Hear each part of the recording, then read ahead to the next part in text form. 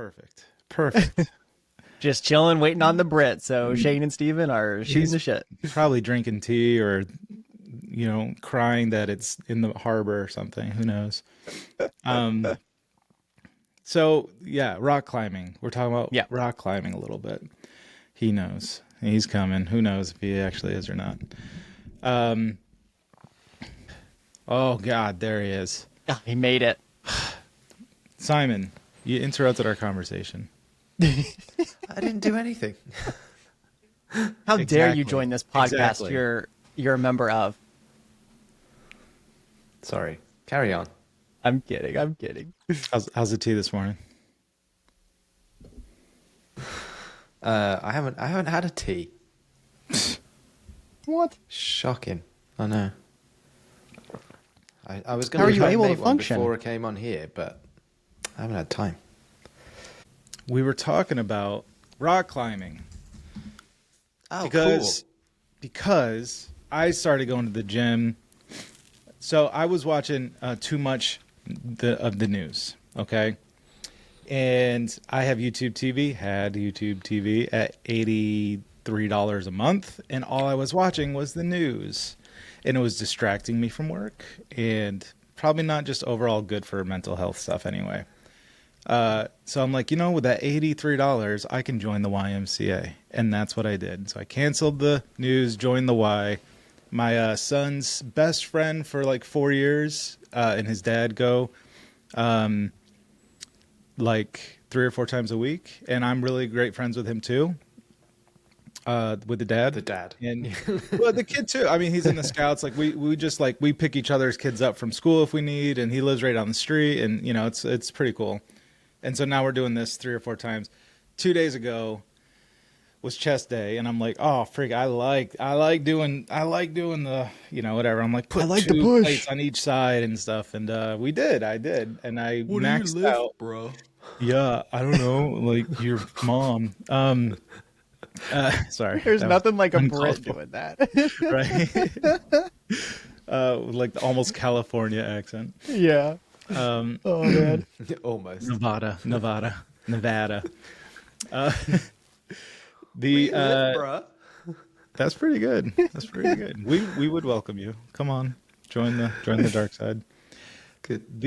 So I overlifted. I did too much. I maxed out like 3 times on bench press, and the next day I felt okay. I was sore, but I felt okay. Yesterday was horrible. I couldn't sleep. Tossing and turning, my muscles on, and we go at like 7:00 at night too, which doesn't help. But No.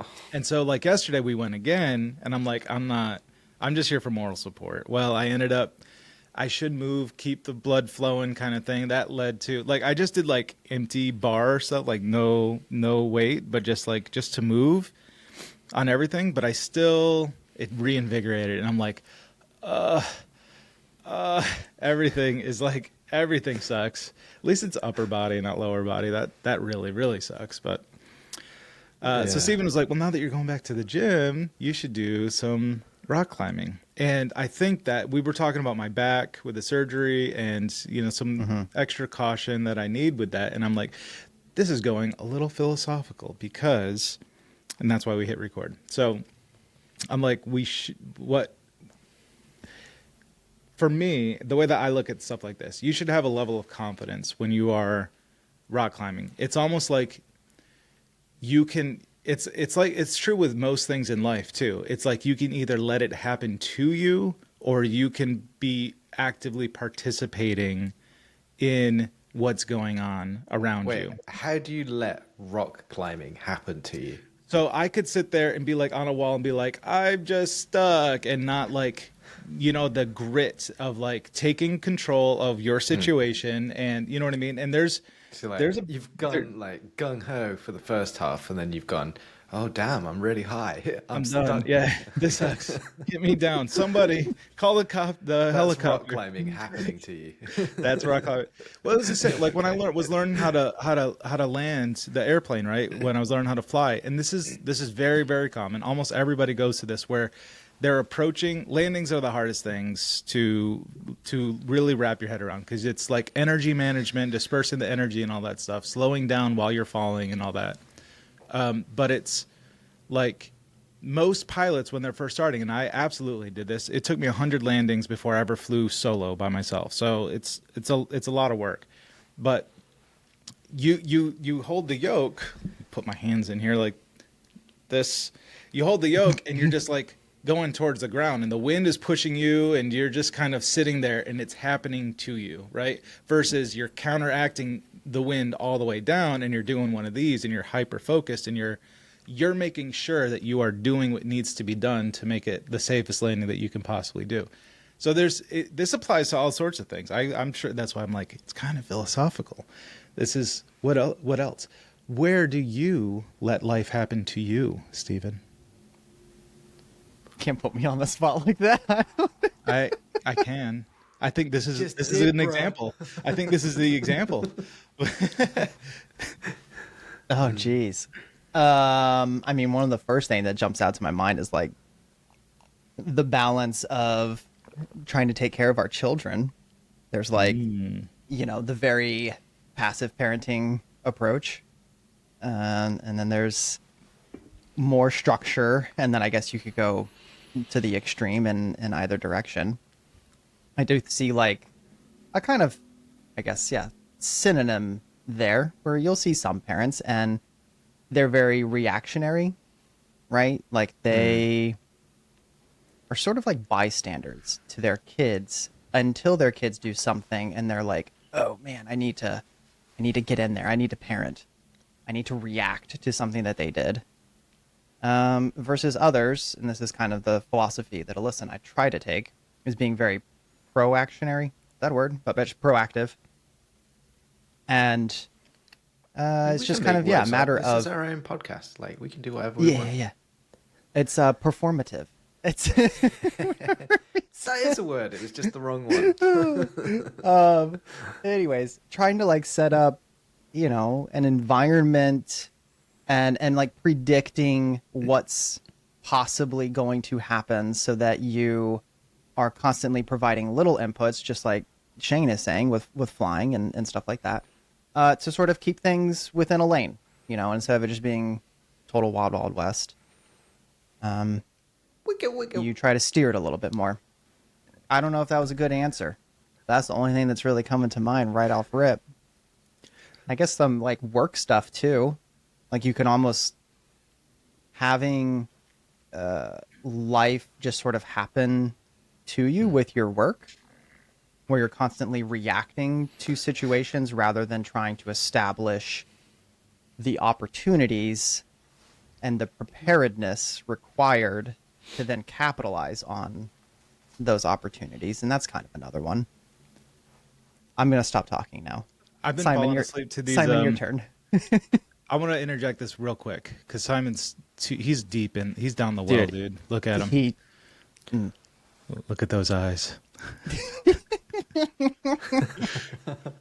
I've been falling asleep. I've been doing this for like a year and a half now. Falling asleep to like these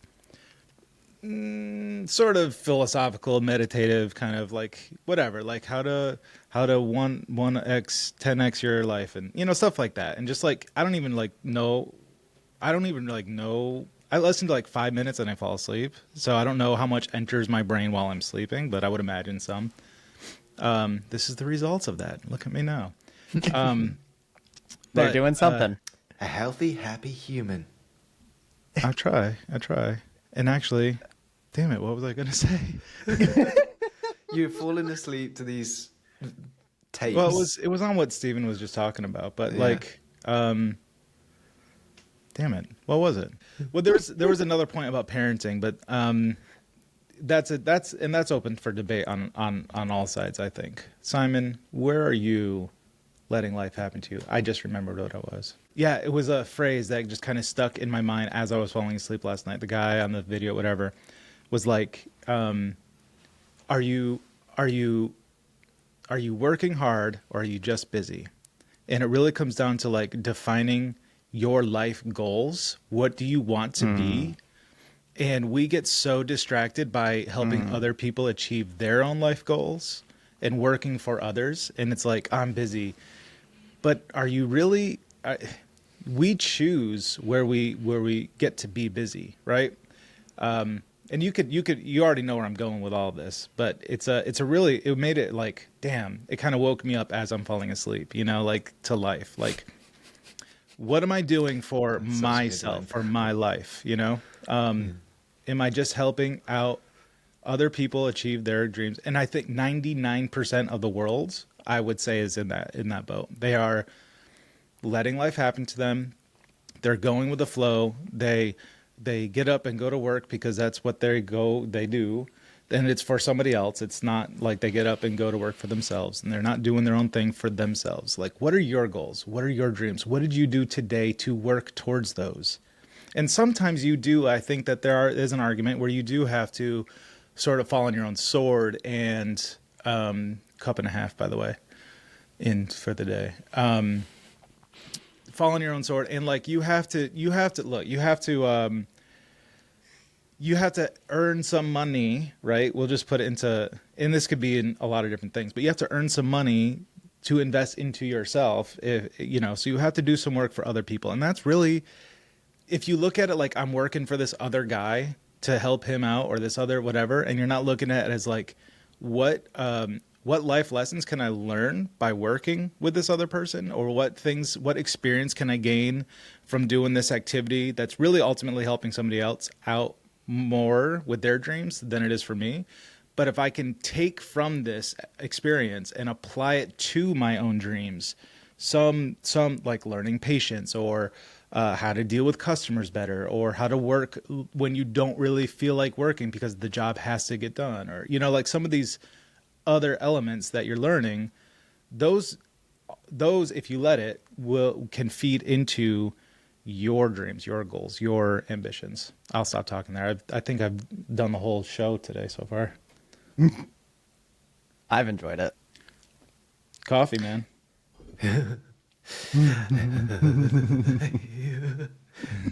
I made a big coffee this morning, and it was a complete accident. So throwback to the capsules debacle. This whole we got so many capsules. Oh, right. And now I forget to change them in the machine. Like I'm doing one coffee for Noelia, and then I'm doing a coffee for me. And you really want a fresh capsule. Right? After one blast, there's no real flavor coming out of those things more than that. Yeah, it's just like muddy water at that point. Yeah, basically muddy. Yes, exactly. It's British muddy. tea. What it's like the water British that's tea. been strained through the vegetation next to a dirty river. Yeah. And I did it by accident. I pressed the button without changing the capsule, and I was just like, "Oh man, I don't." And there's already like hot milk in there. I don't want to waste that. So I was like, I'm gonna have to outdo this one small blast of mud water with two giant blasts of the proper like full capsule. So I had this massive mug of coffee this morning, and I've been Oh like, my god. I love it. but I've got loads of stuff done. That's been amazing. That's good. Congrats. So yeah, and by loads of stuff I mean I've like merged a couple of PRs and written some release notes. So Hey. Not a I lot, see but- a glimpse into some of the things that you do more than I used to see a glimpse into some of the things you do, and I'm still like, how do you get so much accomplished in a day? You do a lot. You don't sleep. And I think you don't have kids, right? I don't have kids. I think there's a contributing factor there. I do Guys have a have a dog. four-legged kid. Yeah, that's A four-legged kid, but they're admittedly not quite as time-consuming. Yeah. No, he looks after himself quite well. Yeah, I think that is a big part of it, honestly. I can only imagine what my life would be like with kids now, and I think it would be quite different. But I do, like this, going back to that conversation, the sort of philosophical, how do you take charge? I do believe a lot of people let life happen to them, And my interesting thing there is like, why? Why do they get into that state? I have loads of ideas about that, and I could waffle on for hours and hours. But it basically comes down to keeping up with the Joneses. I think we're sort of trained to, and maybe there's even like an innate thing within our nature that leads us to be this sort of pack behavior, of like, well, this is what my neighbors are doing, so I've got to do that. And it's like, I gotta get a wife, I gotta get a partner, and we've got to have kids, and we've got to buy a house, and we've got to have 3 cars, and we've got to, you know, and you've got to do all of that by a certain age, and to get to all of that point, you've got to have the education, you've got to have the job, and you've got to blah blah blah blah blah. And like, this is this very like narrowing field of things that you can do. And then it leads to, well, these are all the behaviors that you have to do in order to achieve all of that. And then you end up on the treadmill, basically, and you're like, this isn't what I really wanted to be doing, but I'm doing it anyway because everyone says I have to do it. If I don't fall into line, I'm going to fall out of favor with all of my friends. Whatever. That's a worldview. That's my perspective on that worldview. And it's maybe not the right one. It's really terrible. But I've just been like, I'm not going to go to college. Screw that. I'm not going to... I mean, I did do stupid things. I did get married at like 20. But... and that's not a stupid thing if you really know the person and you are mature. But I was neither of those things. So... and yeah, I just kind of like tried to make my own path and not just as much as you can. Obviously, I'm doing that with like a really, I don't know what I don't know about what's impacting my decision making. But I kind of feel like I've tried to be something against the grain. And I think it comes down to intentionality. It's just like, or even a certain level of assertiveness about the things that you want from life. And I feel like I knew that really early on. Like I knew I want to be a programmer. I was like 9 years old, I think, when we got a computer. And I was like, this is what I'm going to do. And even like everything that I didn't, that led up to that wasn't that, I could see like this takes me on this journey to this thing that I knew that I was going to do. And maybe that's rare. I don't know. And maybe it doesn't come naturally to everybody to feel that way. But also, I think you have a limited capacity for this sort of assertiveness. It takes energy. It does. Mm-hmm. And... willpower. Yeah, there's loads of things in my life that I just go, eh. And if you ask my wife, she will tell you I'm like that about everything. I'll do it tomorrow or later. And that's kind of true, really. I am like that. But I think I'm like that. This is only my belief, but I think I'm like that because I'm hyper assertive about the things that really matter to me. Right. And those are the things that I put my energy into. And I know what those are. And they're so crystal clear in my mind, Were you always like this? Or have you noticed yourself growing into this over the last, say, 20 years or something? I think there's a nugget of always being like it. But I definitely feel more conscious of being this way in the last maybe 5 years, 6 years. Like more intentional about things. And I don't know if it's just a case of time, but it's also sort of reflection on where I am in my life, sort of midway through now. So what do I have to do to make the second half really great?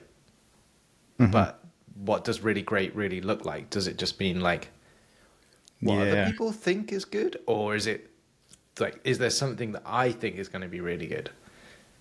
I'm hoping I'm working towards the second one. I don't know. Yeah. I don't know where to go from that. That was a lot. Well, and in a Sorry. couple of ways that kind of ties back Yeah, to no. I mean, it's good. the parenting aspect I was thinking of before. And this is something, so like when Carson was real little, and I think you need this more as your kids are little, and then as they grow up, you should be more and more hands off on some things. So like, hypothetically, your kid starts walking towards the stove that's hot, and if they put their hand on it, it's going to burn them. You run over there and you pull them away from it, and they didn't learn that the stove is hot. They learned that you can control them, or they'll end up from that action. They would tend to, I would imagine, I would believe that they're going to learn to fear you more than the stove, and they're still going to be curious about the stove. And I think that But you kind don't of want your kid to analogy. get burned. Well, no. Well, it depends on how hot the stove is too, right? I would hypothetically let my kid get burned a little bit to learn the lesson. And that's where, like, several years ago, I got to this place of like, while my kid is with me in my home, he can fail safely. I will let him fail safely. Yeah. And that's where being an adult and being a parent and understanding more of how the world at this 30,000-foot view works and stuff, that you can see where trending behaviors are going to end up if they continue with this versus, they're walking towards that stove hypothetically, or they're familiar. Now they're like touching the stove a little bit and they're like, it's not so hot here actually, but over here it's pretty, you know what I mean? And you can see them. I heard someone say once, letting your kid do difficult things, do dangerous things safely, something to that effect. I can't remember exactly what it was, but it's like you're watching your kids do these really hard things. Learn to ride a bike, for example. Like there's a moment where you have to, like, they could fall and smash their face in the concrete right now. It could happen, right? But if you don't let them get past that, then they're not going to learn how to ride the bike. And so you have to be okay with some fear. But it's like, okay, we get a helmet, we get the knee pads. Worst case scenario, okay, could they break an arm? Yeah, let's minimize that. But they'll get some scratches and some scrapes, and we got some Band-Aids. Like, okay, I can accept this level of risk with them, and just like watching them sort of fail safely. I still think in some regards with Carson, I didn't do that enough. I should have let him I was still a little bit too overbearing with, call it love, but I would disguise it as love, but it's really like, actually boil it down, being honest, it's a control thing. And it's like, I don't want to deal with the problems that might come from this, because I've got other stuff to do so just don't do that. Do it this way and whatever. Selfish. You're such a selfish. Yeah. Selfish love. Man, this is deep, man. I thought this was a programming podcast. What the hell? I know. Can I just say that this doesn't just apply when you've got children, because I think that whole, like, you can fail safely environment. Yeah, like well, you were talking about that. I'm thinking, oh yeah, this happens at home between me and my wife. I might knock a glass off the worktop and it shatters all over the floor. Now, she could react like, what the hell are you doing? Like, immediately the reaction is like, it's a shock to her, and maybe she might not know how to handle that in the moment, and she just like sort of bursts with a reaction that's like really maybe disproportionate to like what's just happened. Like, it's a glass. Glasses break. It happens all the time. It's not a big deal. But what she could do, alternatively, is be like, are you okay? Like, this is a shock. You probably didn't mean for this to happen. now there's a mess which we've got to clean up, and you know it's dangerous because it's sharp and whatever. Let's sort that out together, you know. And I think not just in the home environment, but also in the work environment. You know, with people failing safely in the work environment is an incredible environment to have. It's super, like, it leads to loads of innovation. People have that psychological safety. I mean, that's essentially what it is. They feel like they can make mistakes comfortably without like 10 ton of bricks landing on their head from their boss or a co-worker. It's an amazing thing to have as a human being in general in all of these environments. And I think we all need to like be more conscientious about providing that safety to other people, because it's like a massive expression of like a good human being, you know. Yeah. I was just about to say the same thing. 'Cause that has a lot of analogies to like mentoring more junior programmers, trying to take our podcast back to something programming related. Yeah.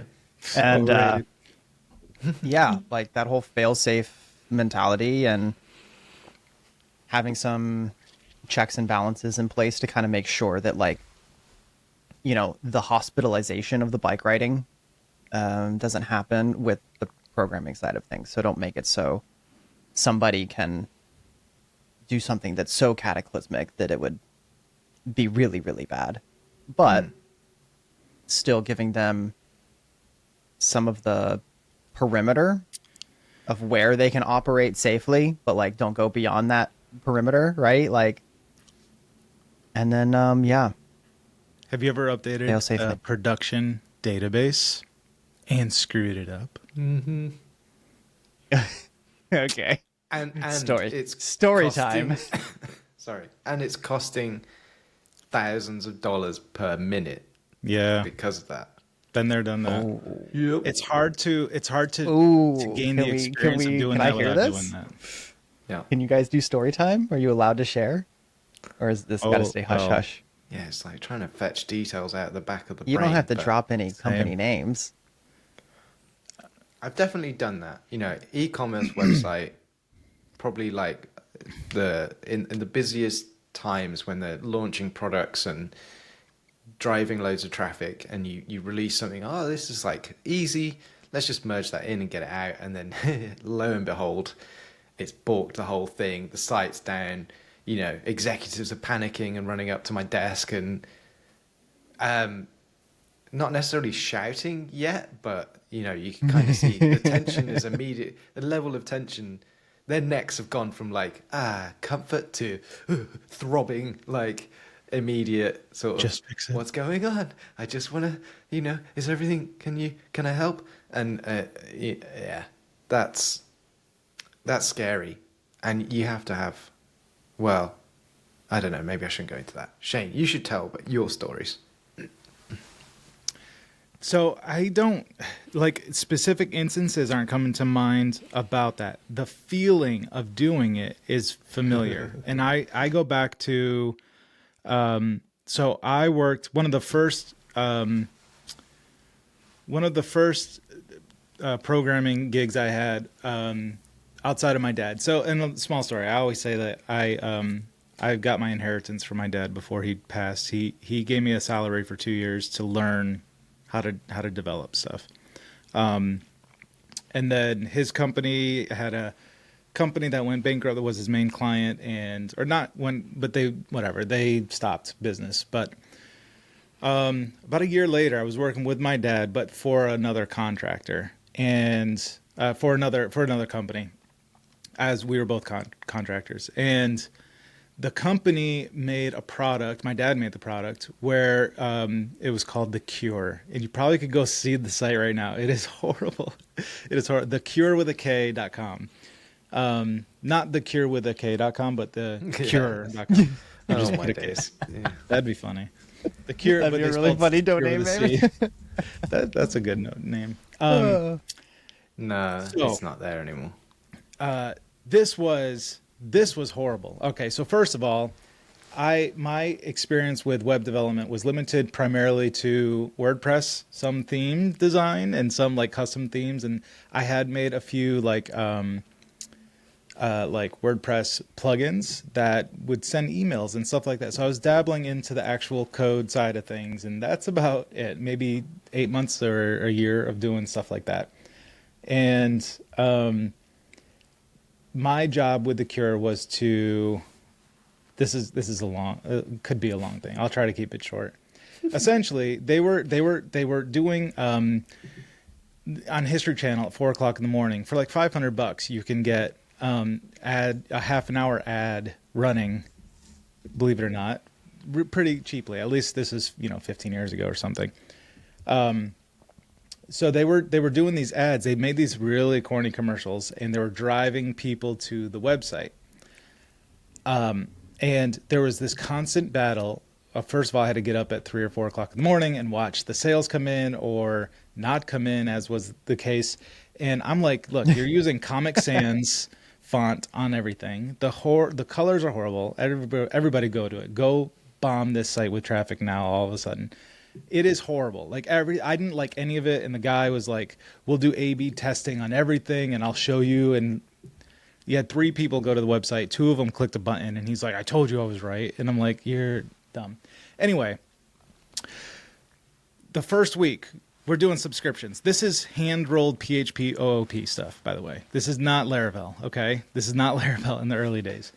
Don't do it, kids. Don't ever do it. Use Laravel. Yes. This is how I got into Laravel. Actually, as my first project was like learning Laravel. I learned Laravel by taking my existing, just the way that things should work and porting it into a Laravel app on my own time. And I convinced them that this is the way to do it.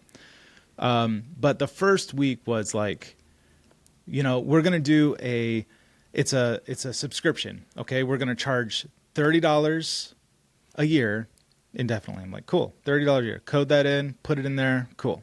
The next week, they're like, that's not working. We're going to do a one-time payment of $100. Okay. One-time payment, $100. That's not working. Now we're going to do, all right, the first 2 months is 2 easy payments of $30. And then it's $60 a year after that.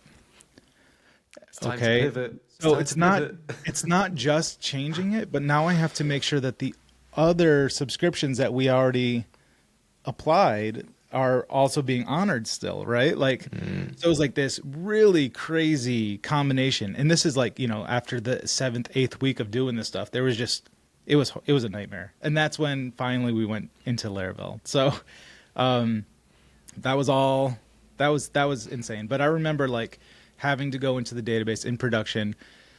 First of all, they were always like, the code isn't working. And it probably wasn't, but because there were no sales coming in. And they're like, we see 75 people on the website and not a single order's come in. And I'm like, oh yeah, I hate that.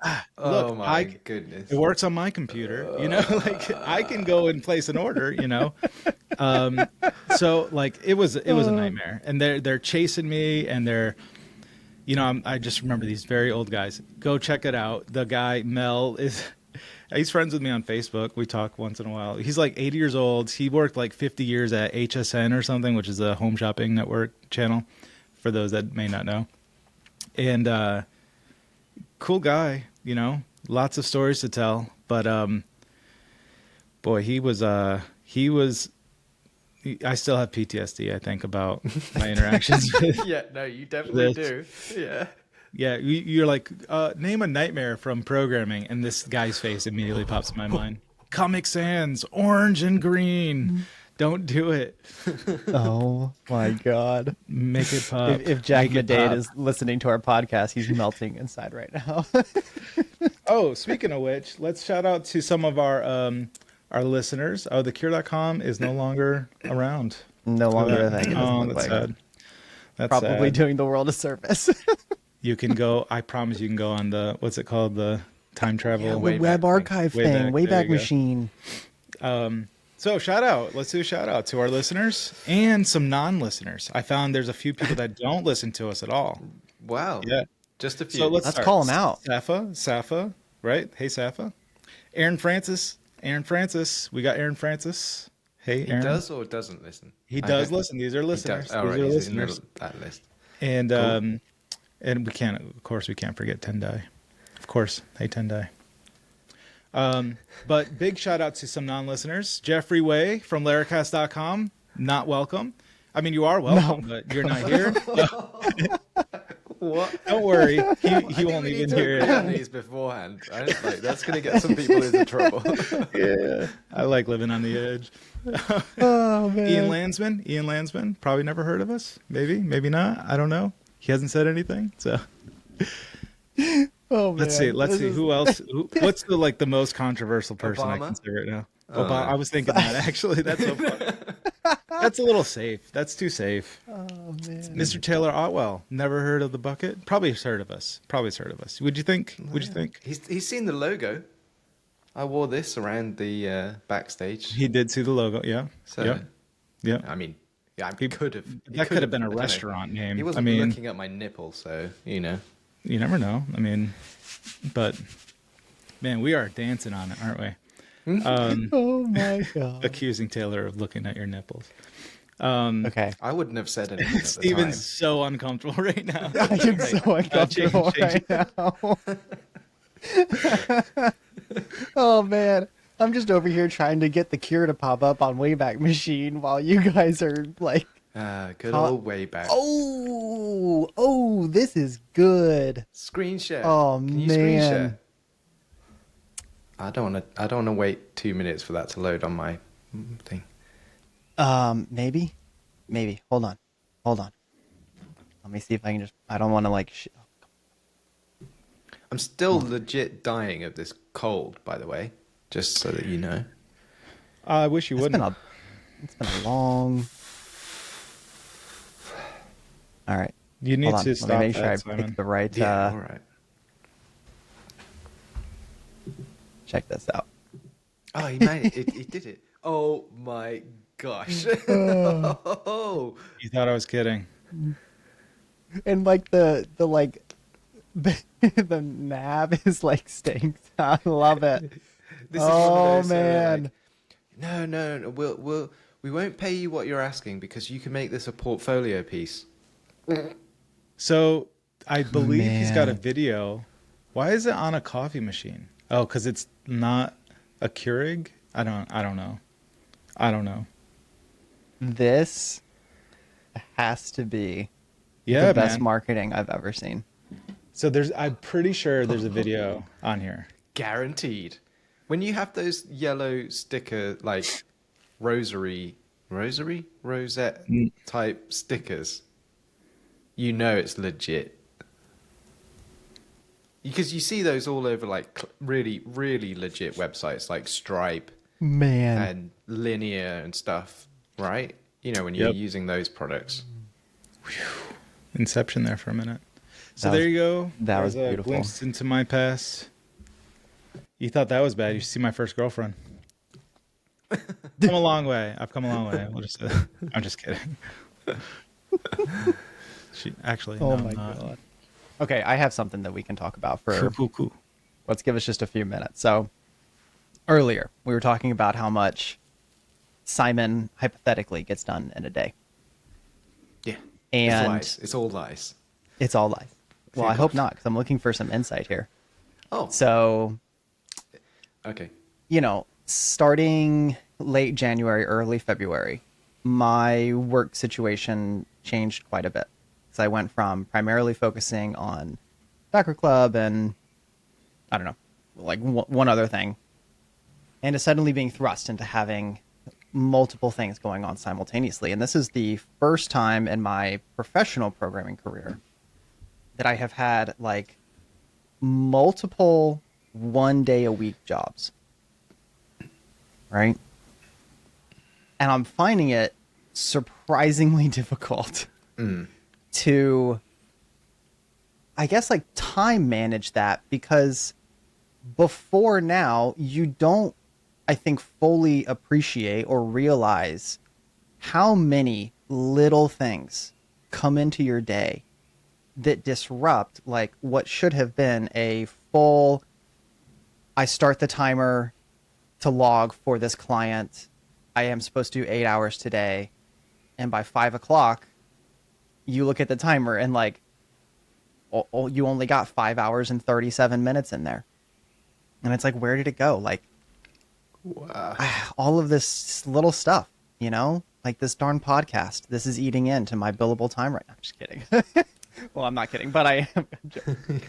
No, So, it's the anyways, same. Yeah. you guys, I know, have much more experience doing like the freelance, or I'm hoping working with kind of multiple clients simultaneously, where instead of working 40 hours a week for one person and they pay you for lunchtime and like common stuff like that.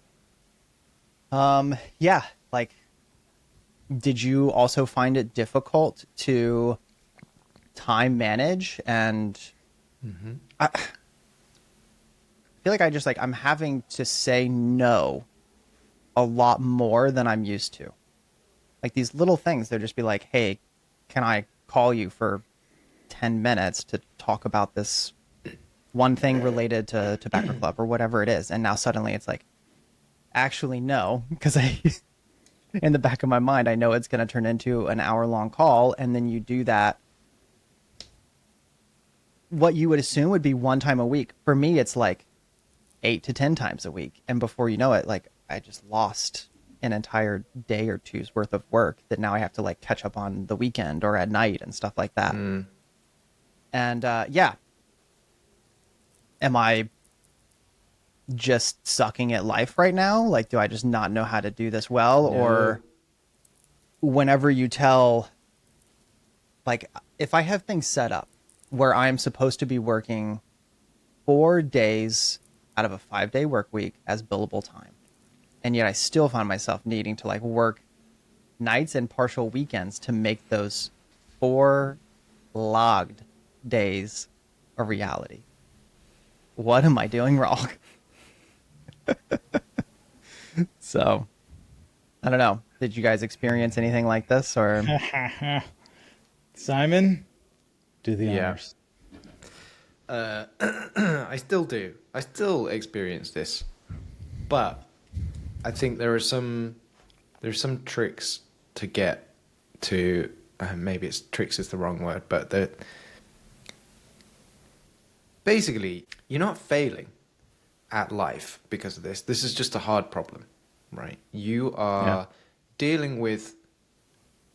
Put it this way: if you're in a normal job and you were being paid to do your regular 40-hour week, you would not be doing 40 hours worth of work in that regular job. It's just Right. a fact. Like, forget lunch times and delays and getting the kids to school, all of that kind of eating into the working hours. You just are not productive for 40 hours of work. And I think you've got to remember that in this context is when you've said to somebody, oh yeah, I can do 1 day of work for you. That's not 8 hours of productive work, because that's not what you would ever have been able to do. One sec. I did tell Yeah, you to darn stop cold, that, man. Simon. My lungs are just gonna drop out of my something. So that's one thing. I think you're saying I'm finding that I'm having to say no a lot more than I'm used to, and I think you need to flip that around. You have to say no a lot more than you would like to. You just have to. There's just no way that you can be the sort of people pleaser who's gonna do all of the things, because as much as you would like to idealize yourself and what you're capable of, you are not capable of doing all of those things. And that's not a failing on your part. That's just reality, and like the time that we have, the time it takes to do things, etc. And the other thing is, like, you're doing this where you're saying maybe I've got multiple 1 day a week clients. That is context switching on like steroids. That's the worst. Like, I'm not saying you shouldn't do it, because Sometimes you just have to. Like if that's how the client work comes in, that's what you've got to do. But you have to recognize that that is a completely other level of context switching to like a typical job where you might just be, somebody walks up to your desk and goes, "Hey man, how are things?" It's like Right. suddenly you're rotating in and out of conversations and meetings and things. That's a context switching, which wastes time, energy, brain power. This is like, I am managing multiple clients. I'm having to deal with the fact that they work basically full time, and I only am on this very compressed availability for them.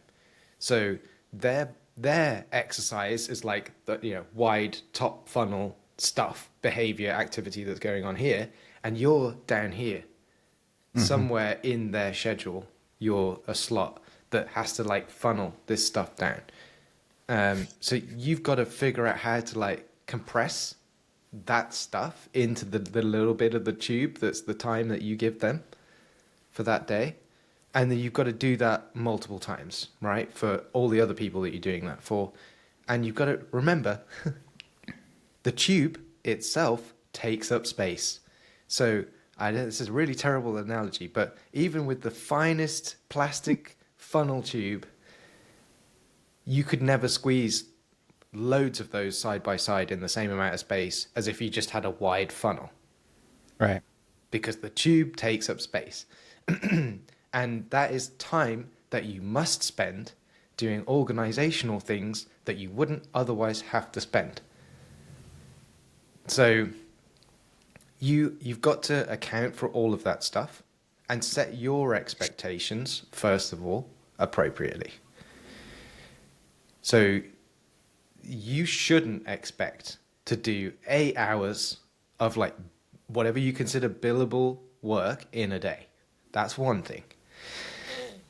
You also need to set the client's expectations around that. It's like, we're going to have meetings, we're going to have emails, we're going to have other Right. things that aren't just like code work, or like whatever the deliverable is, whatever the output is supposed to be. It's not going to be 8 hours worth of that output, because it's going to be different things. That's setting expectations for you, setting expectations for the client. Saying no. Those are like 3 things. There's something else.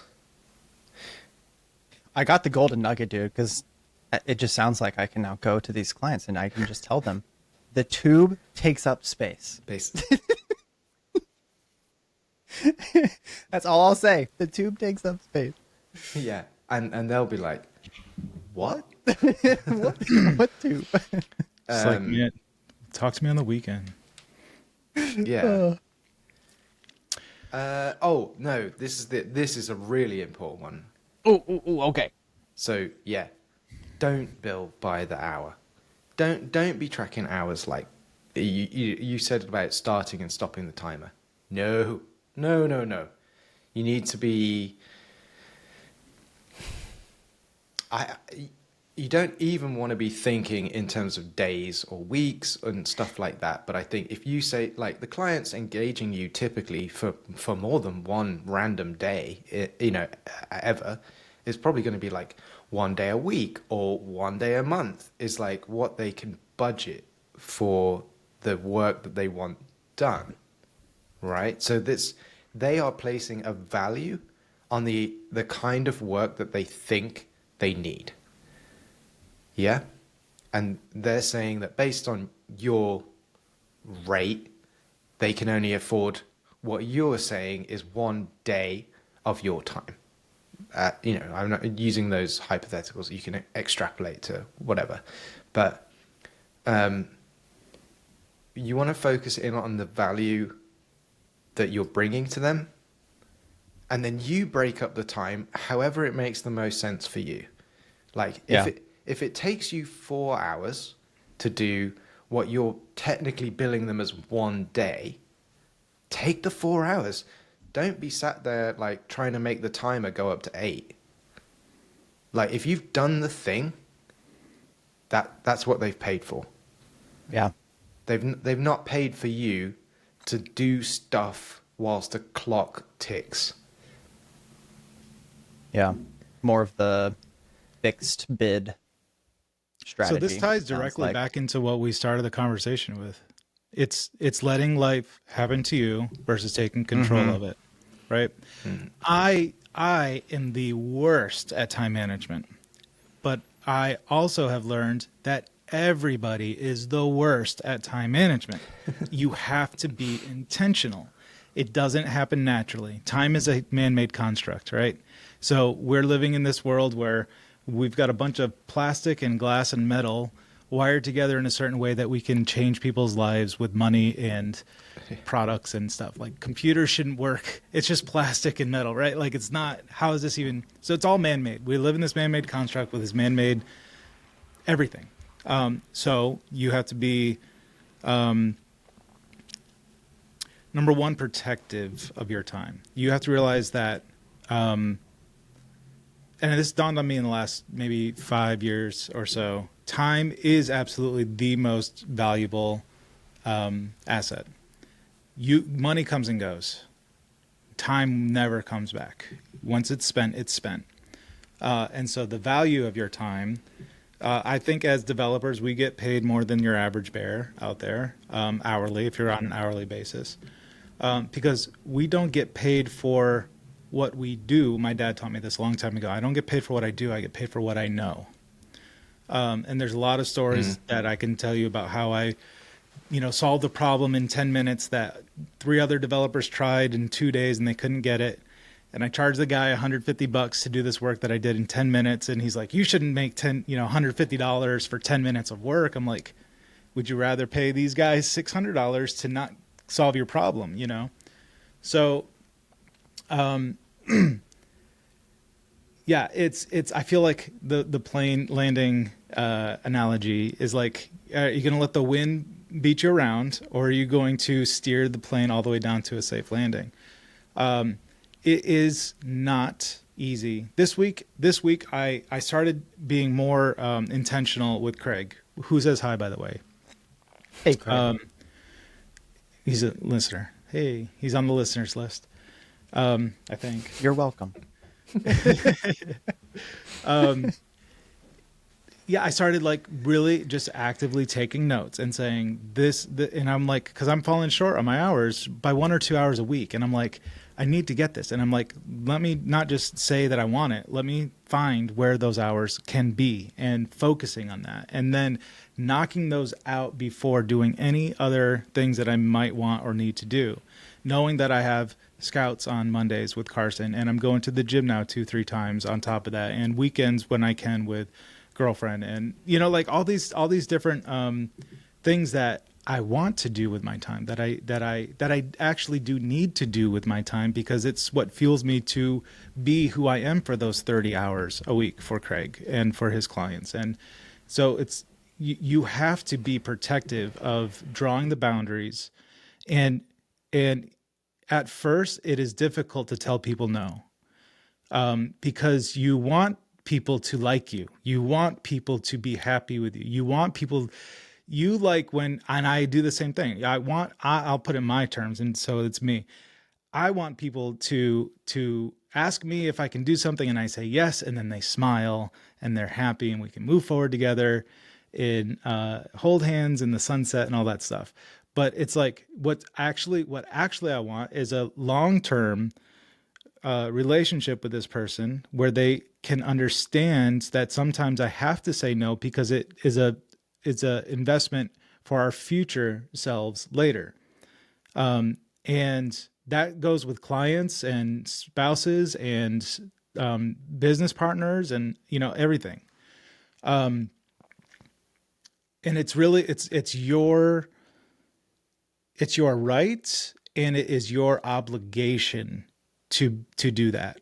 And that's how you are now taking the control of the plane.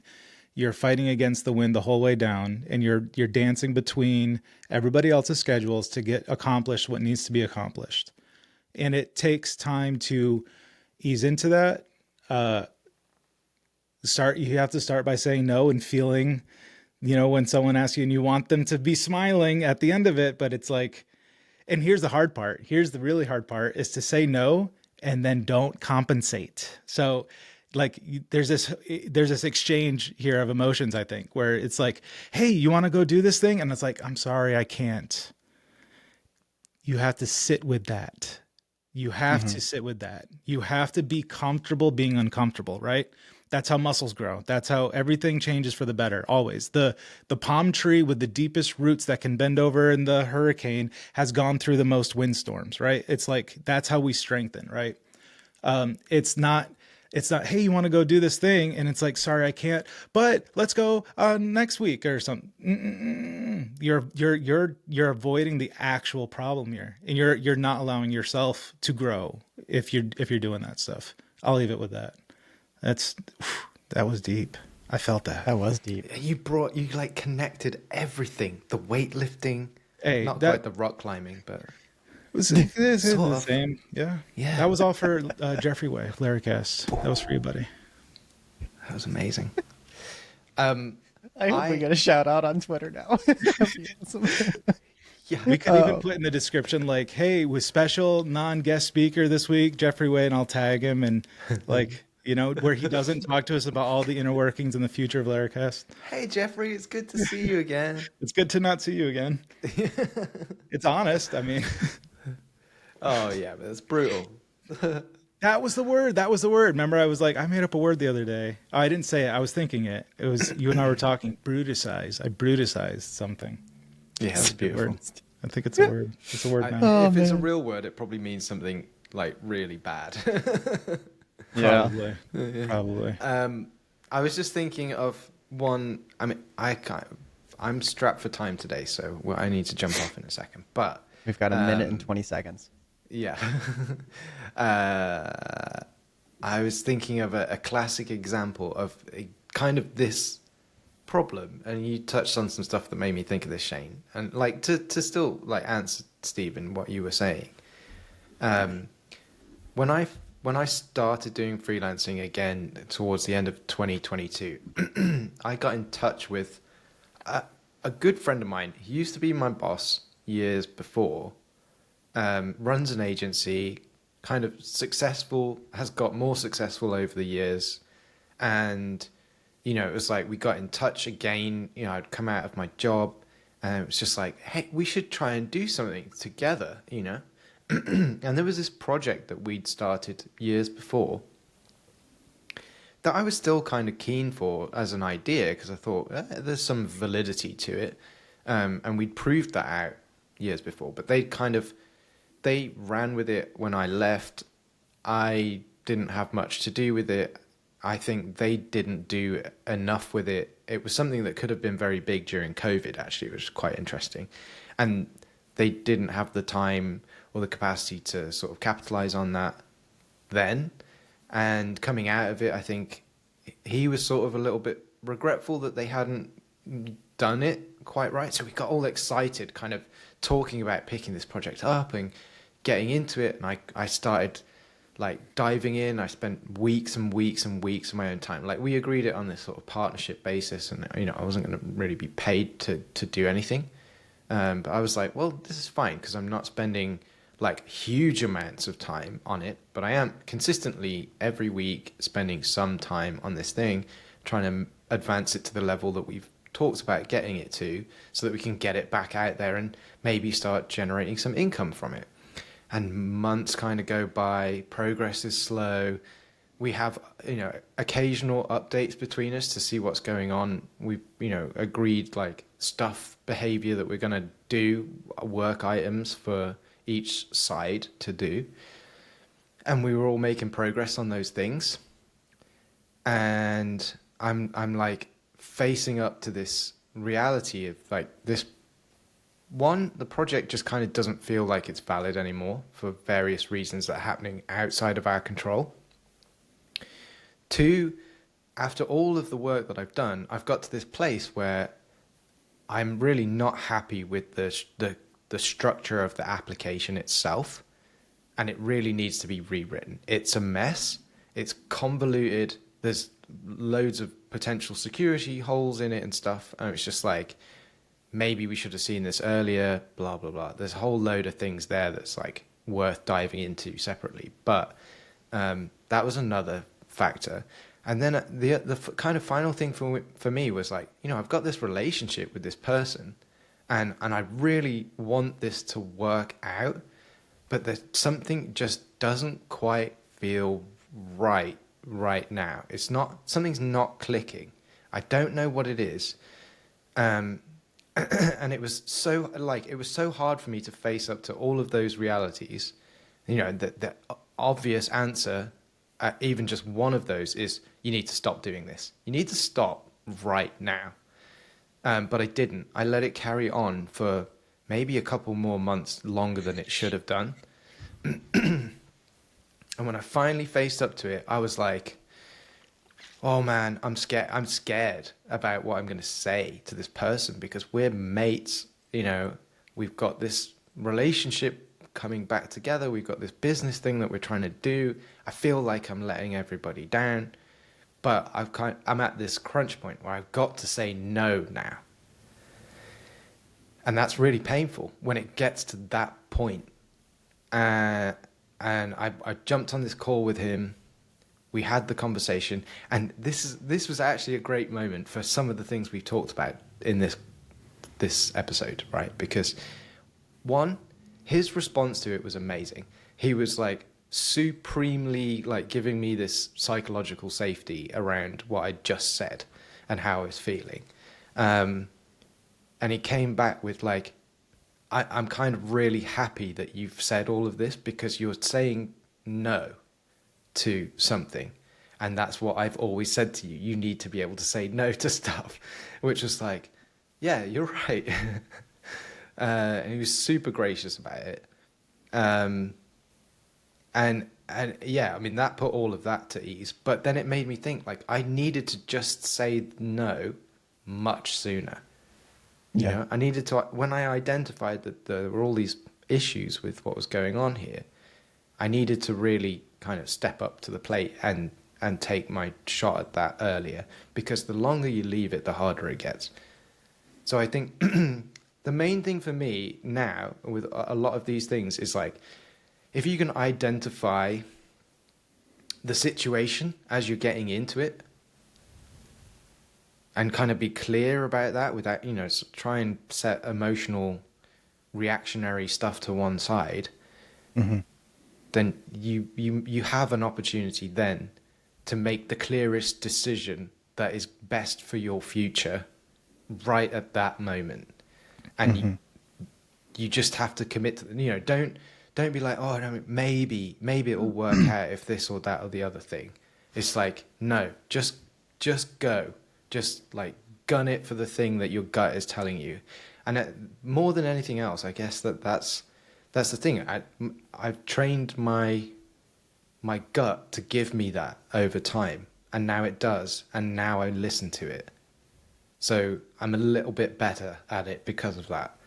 I think that's all it is. Listen to your gut. Yeah. So like feeling the gut thing, I think we all kind of get. I think that's instinctual. Listening and going with what, because you're going to second guess it naturally, right? But I think that it's, I think that, boy, that's a hard one though. Like you don't want to just be knee jerk reactionary, kind of like the parent that's like slapping the kid's hand before it touches the stove either. So there's a line there. Like you can see if the kid's just like messing around and the hand's gonna like brush over the stove, or whether they're like really intentionally going for the thing, like ooh, flames, or, you know. I did that once. It wasn't intentional. No, not me. It was Carson. But anyway. Oh right. I have done that though. Yeah. Wild, living on the edge. Always. Okay. Yeah. Listen to my gut. The funnel takes up space. The tube takes up space. The tube. Got it. You say that with a little glimmer in your eye. No, I mean, yeah, it's this has been really helpful. I will say, if nothing else, from doing this the last couple months or whatever it's been, it's that One, it helps you really get back to center on what your priorities are. Right? For a while, you can kind of like run a little bit on cruise control because the priority that I had for years was like pretty much always the same, and it was just cruise control. And then two, it sort of woke me up and was like, damn, my normal week is not as productive as it could be, you know? And so, yeah, You it and has. that's go ahead. I was just gonna say, I think it'll, just yeah, like with everything that you guys have been saying, it's gonna take a little bit of time for me to get used to saying no, listening to my gut, all of those things, and then also just kind of like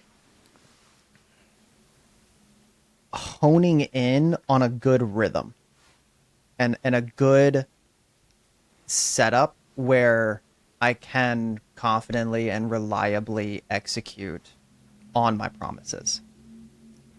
And I think just for the last little bit, we've also had unforeseeable circumstances happen recently that really threw a wrench into things that it would have been impossible for me to handle proactively. But under a normal week, it'll be, as time goes on, easier and easier to just kind of know that, oh, okay, whenever I am guaranteeing this kind of time or, a project's execution, like I can actually handle that because now I have the experience to know that this is what I'll need to set up my week like in order to truly accomplish that. Whereas right now it's sort of been a whole lot of saying yes and then seeing what boils out of the pot. And then I just kind of knew like, oh, that I couldn't accomplish. Yeah. So don't guarantee it for next week. Yeah. So what else were you going to say, Shane? But I do think we should try to Grace. You have to, it's something you grow into. Okay. One of the biggest, and I don't want to be long on this. One of the shame is one of the worst, one of the worst emotions, feelings, spirit, some might say, like that. It can attack you. Feeling like you made a decision and you did not give yourself grace to make the wrong decision can eat at you and make you make worse decisions. And it's very important to say, look, I'm gonna screw some things up. Call it what do they call that when like people steal stuff sometimes? Breakage or something like that. You know what I'm talking about? like a at retail shop. Yeah. Like there's a certain amount of like, hey, 10% of this is gonna fall off the truck, Yeah. Yeah.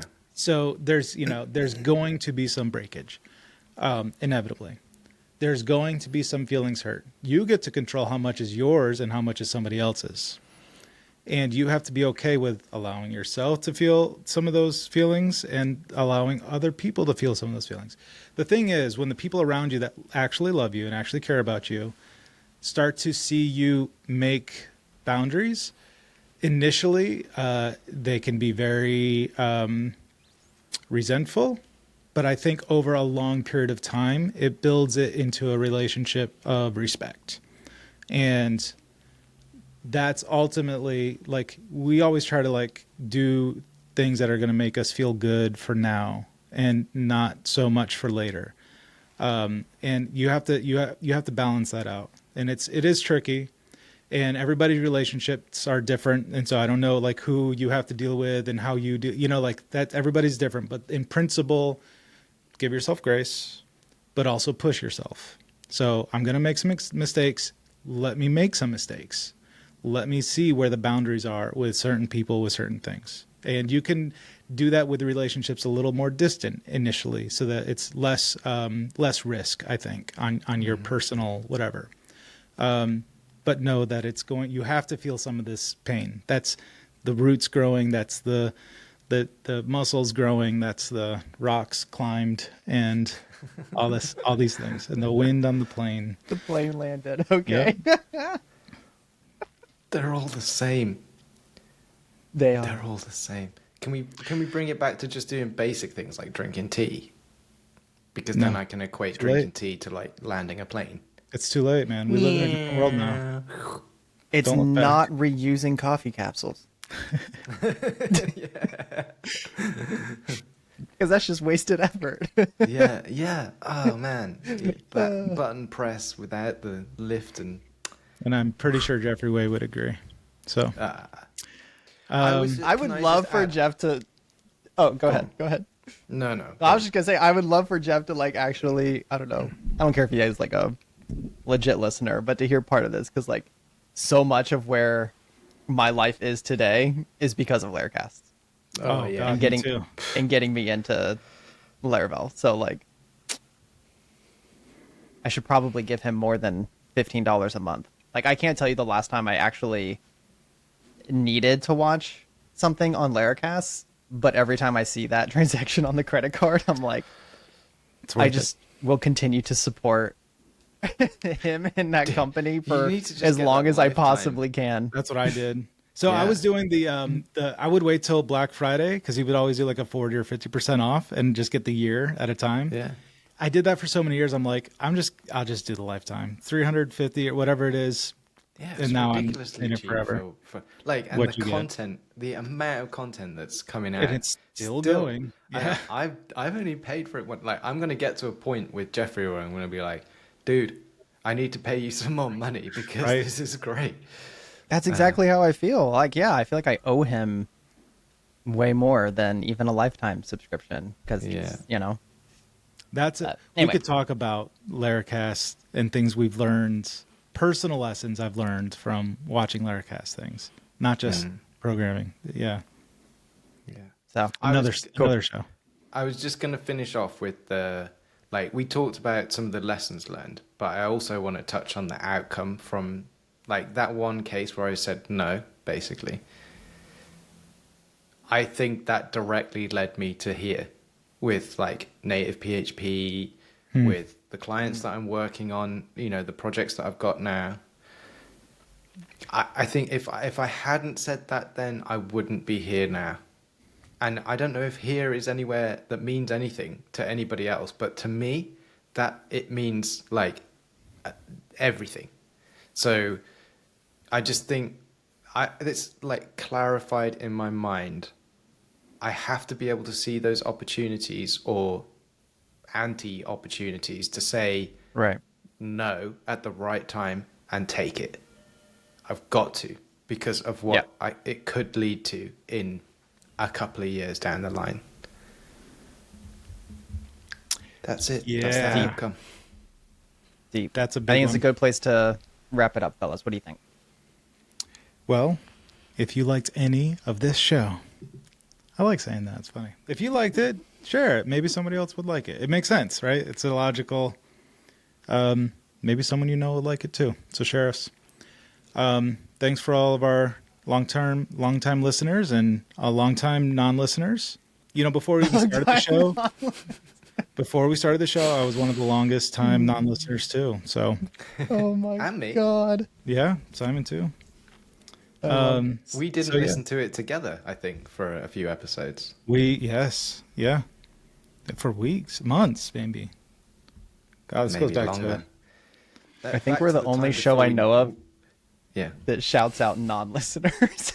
Hey, I'm inclusive. I'm It's inclusive. unique. It's a unique show. It'll be like That's the why new you shouldn't listen to it. little like I don't know, not skit's not the right word, but like something about our show is like whether or not we call you out as a non-listener in the future. And they'll never know. That's the thing. I know. It'd be really cool if Jeffrey's like calls BS and is like, I've been listening this whole time. I just haven't said anything. That'd be nice. Like, nah. And I don't know if I believe it. Fantastic. Got to prove it. All right, guys. Have a great week, everybody. We will see you on the next one. sounds good. Take care, guys.